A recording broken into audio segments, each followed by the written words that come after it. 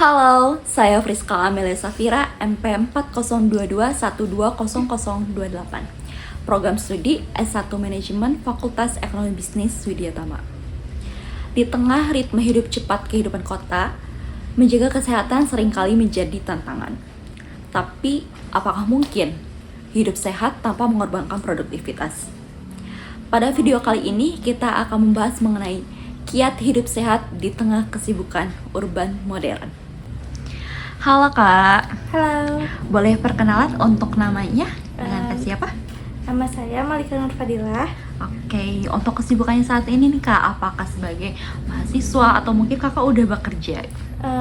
Untuk kesibukan saat ini saya bekerja. Alhamdulillah udah bekerja ya.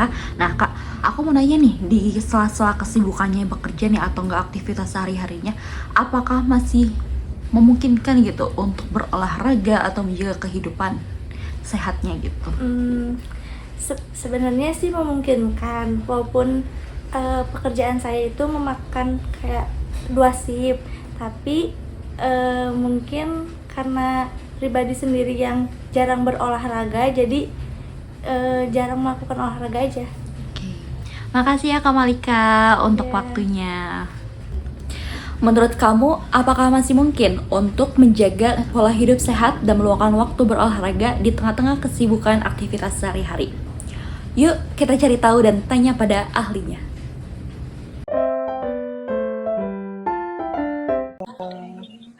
Assalamualaikum Kak. Waalaikumsalam, gimana nih kabarnya?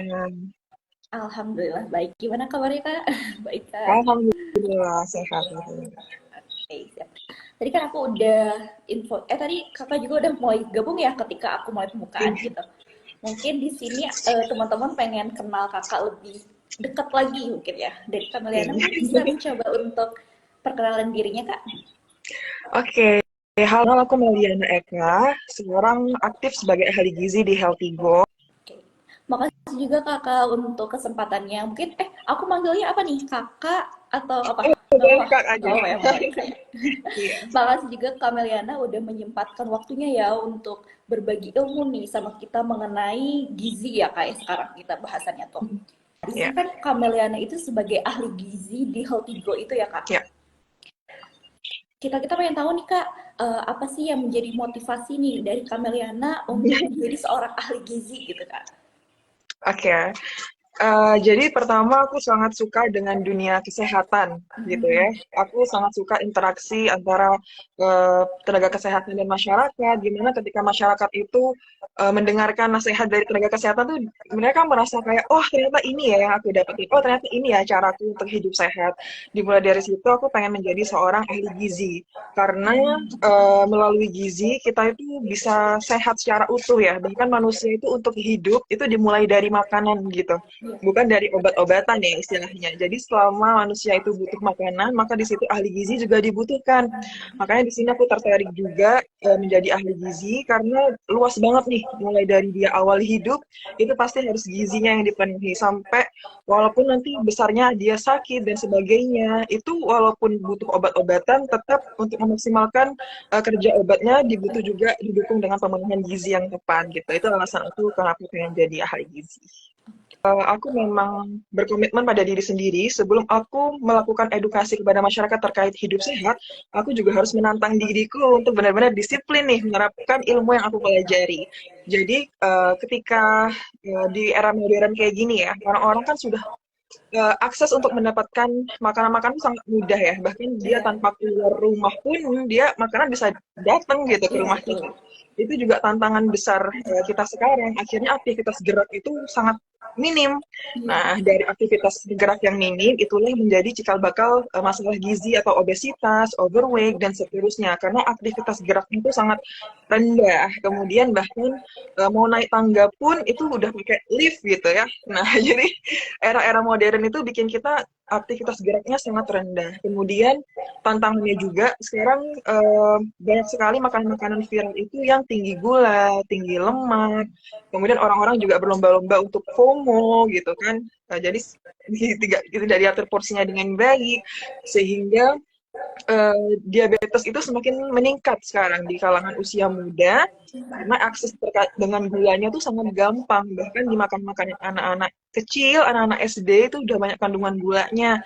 Itu juga tantangan terbesar ahli gizi sih. Gimana caranya kita mengeducate masyarakat terkait bijak dalam mengonsumsi makanan dan ayo gitu bergerak gitu. Mungkin emang ya di era modern ini aku rasain juga nih ya Kak, kita tuh mudah untuk mendapatkan makanan yang dalam konteks siap saji gitu ya Kak ya. Nah itu tuh malah yang jadi tantangan buat kita sebagai yang berada di era modern ini, ketika kita mudah mendapatkan makanan, jadi kita ya udah tunggu aja di rumah, nanti juga makanan datang gitu. Jadinya Iya, sulit benar-benar. bergeraknya gitu. Iya, Mungkin itu ya tantangannya kayak di era iya, sekarang. betul. Aku mau tahu nih Kak, nutrisi apa sih yang penting dalam sehari-hari yang dibutuhkan oleh tubuh kita tuh? Apa aja sih Kak kira-kira? Oke, pertama ini adalah ilmu dasar ya, ilmu gizi dasar yang harus semua masyarakat tuh tahu gitu. Ternyata tubuh aku butuh zat gizi ini loh, atau butuh nutrisi ini loh. Jadi zat gizi sendiri itu ada 5 nih. Ada karbohidrat, ada protein, ada lemak baik, ada vitamin dan mineral gitu. Jadi pastikan setiap kali makan itu mengandung 5 zat gizi lengkap ini. Nah, karbohidrat itu sebagai energi utama tubuh kita untuk otak berpikir, untuk kita bekerja, bersekolah, berjalan, itu butuh dari karbohidrat. Tapi karbohidratnya pilih yang karbohidrat kompleks. Artinya dia tinggi serat. Misalkan nasi putih, nasi merah, nasi coklat, ubi, singkong, ya, kentang, roti, itu karbohidrat nih, ya. Kemudian zat gizi yang kedua ada protein. Protein biasanya kalau protein itu dari hewani, dia secara alami juga mengandung lemak baik. Ya, misalkan dari ikan, daging ayam, ayam, telur puyuh gitu ya. Kemudian ada daging sapi, seafood, cumi, udang. Kemudian kalau lemak sendiri nih ada di minyak-minyakan, ada di mentega, margarin. Kemudian kalau di buah alpukat itu tinggi lemak baiknya. Di dalam kacang itu juga ada lemak baiknya. Kalau protein nabati ada kacang, tahu, tempe, ya. Kemudian kalau zat gizi, vitamin, dan mineral ada di sayur dan buah gitu. Jadi itu tadi 5 zat gizi itu harus kita penuhi setiap harinya melalui asupan yang kita makan sehari-hari. Jadi kita berusaha ngelihat tuh dalam isi piring, oh karbohidratnya udah ada nih, oh protein dan lemak baiknya udah ada, oh vitamin mineralnya juga udah ada dari sayuran. Jadi 5 zat gizi itu harus dipenuhi untuk setiap kali makan. Kalau dulu kita kenal pedoman makan adalah 4 sehat 5 sempurna. Nah sekarang itu udah nggak dipakai lagi karena modelnya sangat sederhana sehingga tidak diatur porsinya. Kalau 4 sehat itu kan terdiri dari 4 kelompok pangan, lalu karena pada dulu tuh ya, asupan protein hewaninya yang kurang, makanya dianjurkan minum susu menjadi 5 sempurna kayak gitu. Tapi nggak diatur porsinya, akhirnya orang-orang tuh berpikir bahwa oh nasi sehat, oke. Nasi 3 centong. Oh, kentang sehat. Kentang dimasukin tuh. Oh, mie sehat. Akhirnya lot of karbo gitu. Isi piringnya semuanya karbohidrat sehingga akhirnya dalam jangka lama kadar gula darahnya tuh meningkat. Makanya 4/5 sempurna itu udah tidak relevan untuk mengatasi masalah gizi di Indonesia karena sekarang kan yang meningkat obesitas, diabetes. Nah, jadi disempurnakanlah atau diperbaruilah menjadi pedoman gizi seimbang gitu. Dimana dalam pedoman ini tuh tidak hanya mengatur pola makan, tapi kita juga diminta untuk membatasi konsumsi gula, garam, minyak, lalu aktivitasnya, pantau berat badan sama jaga kebersihan. Nah, dari tumpeng gizi seimbang ini dibagi menjadi 2 model isi piring gitu.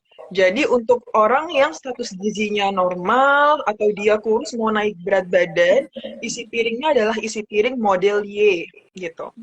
Jadi piring itu lingkaran, tarik garis huruf Y gini, gitu. Iya. Nah, jadi karbohidratnya itu bisa 2 centong. Jadi 2 genggam tangan nih ditaruh di bagian yang sebelah kiri. Nah, kemudian di paling atas ini adalah proteinnya. Proteinnya selebar telapak tangan.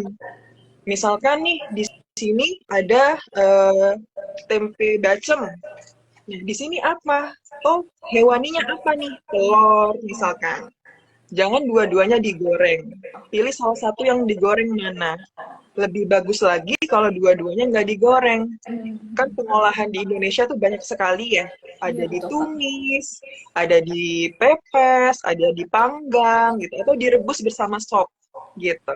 Nanti setengah dari isi piringnya adalah sumber vitamin, mineral, serat dari sayur dan buah. Jadi porsi sayur itu harus lebih banyak dibandingkan porsi buahnya. Ya, misalkan nih sayurnya bening bayam. Nah, itu banyakin daunnya dibandingkan buahnya. Karena yang tinggi zat gizinya adalah daun bayamnya. Bayamnya. Gitu ya. Kemudian buahnya di sini satu porsi, misalkan satu buah pisang atau satu potong buah pepaya. Nah, itu untuk status gizinya orang yang udah normal atau dia mau kurus, mau naik berat badan pakai itu. Tapi kalau mau turun berat badan, isi piringnya menjadi isi piring model T. Jadi itu piring lingkaran, ditarik garis huruf T gini. Yang membedakan adalah jumlah karbohidratnya. Jadi karbonya cuma segenggam aja di seperempat dari isi piring gitu. Kalau isi piring model J tadi kan 2 genggam. Iya, enggak. Nah, untuk turun berat badan 1 genggam aja gitu. Tapi untuk proteinnya sama-sama selebar telapak tangan dan kandungan vitamin mineral seratnya setengah dari isi piring. Berdasarkan pedoman gizi seimbang, olahraga itu minimal 150 menit per minggunya. Jadi, per hari bisa dicicil 30 menit aja. Nah, Senin 30 menit, Selasa 30 menit, Rabu 30 menit. Nanti Kamis mau istirahat dulu deh gitu. Jumat 30 menit lagi. Jadi kalau di total 150 menit minimal. Lebih dari itu bagus gitu. Jadi disesuaikan dengan kemampuan tubuh masing-masing. Kemudian olahraganya apa ya? Olahraga terbaik adalah olahraga yang dilakukan. Iya. Nggak hanya sekedar diucapkan. Benar. Nah, kalau jenis olahraganya sendiri adalah kombinasi antara kardio dan resistance training. Antara kardio Jadi, dan apa Kak? Maaf. resistance training atau latihan kekuatan. Oh, Iya. Jadi kalau kardio itu untuk melatih otot jantung kita. Kalau resistance training itu lebih ke muscle, skeletal muscle atau muscle di seluruh tubuh. Nah, misalkan kalau kardio itu dia yang bergerak olahraganya, kayak bersepeda, jogging, basketball, volleyball, berenang, kemudian bulu tangkis, ya itu adalah kardio. Jadi dia bergerak tuh, banyak geraknya. Itu bagus untuk jantung gitu. Kemudian kalau latihan kekuatan, resistance training itu kayak angkat beban, pakai dumbbell 2 kilo, pakai dumbbell 3 kilo, kemudian squat, jadi pakai beban tubuh sendiri gitu, push up, sit up gitu, itu resistance training. Jadi melatih otot yang ada di lengan-lengan kita ini. Nah, jadi dalam seminggu olahraga terbaik adalah kombinasi antara keduanya. Seperti itu. Misalkan mau 3 kali kardio, 2 kalinya resistance training nih. Atau 3 kali resistance training, 2 kali kardio. 2 hari yang lain, iya, 2 hari yang lain istirahat. Seperti itu misalkan. Nah, kalau pada hari itu nggak ada waktu untuk olahraga nih, udah nggak bisa Kak aku olahraga sibuk gitu. banget gitu. Iya sibuk banget. Ya udah deh, ini ada anjuran dari Kementerian Kesehatan, kamu dikatakan aktif bergerak kalau jalan kaki tercapai 10.000 langkah per harinya. Gitu. Nah, 10.000 langkah itu akumulasi dari pagi sampai malam. Oh, pagi mau berangkat ke kantor, aku dapat 2.000 langkah. Kemudian di jam 10 aku mau nyemil ke supermarket jalan kaki, dapat 3.000 langkah. Itu udah 5.000. Nanti pulang kerja naik transportasi umum dapat 6.000 misalkan. Nah, itu udah 11.000 langkah per harinya. Nah, itu boleh menggantikan porsi olahraga. Tapi, kalau jalan kakinya masih 2.000 langkah, 3.000 langkah, berarti harus olahraga setidaknya 15 menit itu udah bagus banget, gitu. Kasih juga nih ke Kameliana yang udah bersedia berbagi informasi terkait gizi ya Kak ya sama kita. Terima kasih. Sebelum aku tutup, aku mau ngajuin pertanyaan penutup mungkin ya Kak ya. Oke. Pesan apa nih yang ingin Kameliana sampaikan? Oke. Pertama, you are what you eat. Apa yang kamu makan akan mencerminkan diri kamu, gitu. Ya, jadi bijaklah memilih makanan. Kamu punya hak untuk memilih makanan yang pantas dimakan untuk tubuh kamu, gitu. Jadi, prioritaskan makanan yang tubuhmu butuhkan dibandingkan yang kamu inginkan aja. Jadi, mindful eating. Oh, ada nasinya, ada lauknya, ada sayur dan buah. Ini akan bagus untuk kesehatanku gitu ya. Jadi bijak memilih makanan, bijak mengatur porsi makan, dan kamu harus sadar bahwa olahraga itu bukan hukuman karena kamu udah makan jelek gitu. Tapi memang tubuh kamu butuh untuk olahraga. Jadi kamu olahraga harus happy. Jangan jadikan olahraga itu sebagai hukuman karena kamu udah makan banyak gitu.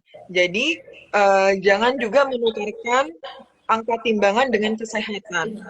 Kamu itu selalu cantik, selalu sehat dengan diri kamu sekarang, gitu ya. Berlomba-lombalah menjadi baik untuk diri sendiri, bukan untuk orang lain. Jangan bandingkan progres dietmu atau progres sehatmu dengan orang lain, gitu. Jadi fokus ke dirimu sendiri untuk kebaikanmu sendiri. Makasih ya Kak, mungkin kita pamit undur diri kali ya Kak ya. Boleh. Semoga Terima kasih kita bisa juga. Semoga Iya. kita ketemu di kesempatan lainnya Kak Meliana. Wassalamualaikum warahmatullahi wabarakatuh. Waalaikumsalam warahmatullahi wabarakatuh. Selamat siang semuanya. Dadah. Bye. Hidup di kota modern memang penuh dengan tantangan. Namun dengan langkah kecil yang dilakukan secara konsisten, kesehatan bisa tetap terjaga. Jangan lupa, kesehatan merupakan sebuah investasi di masa depan. Kesehatan bukanlah pilihan, melainkan sebuah kebutuhan. Mulai dari sekarang, mulai dari hal kecil. Cukup sekian video kali ini. Terima kasih atas perhatian dan kerjasamanya. Sampai jumpa.